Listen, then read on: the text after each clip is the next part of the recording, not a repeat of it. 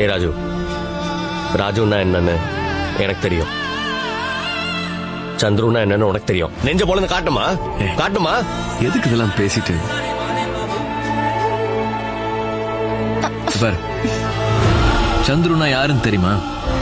கூட நிக்கிற துரோகத்தை தானே நீ பாக்குற. என் விசுவாசத்தை நீ பார்த்தது இல்லையே. இங்க இறங்க வேண்டியது அங்க இறங்கி இருக்கு. 5 வாட்டி உசுர கொடுத்திருக்கான்.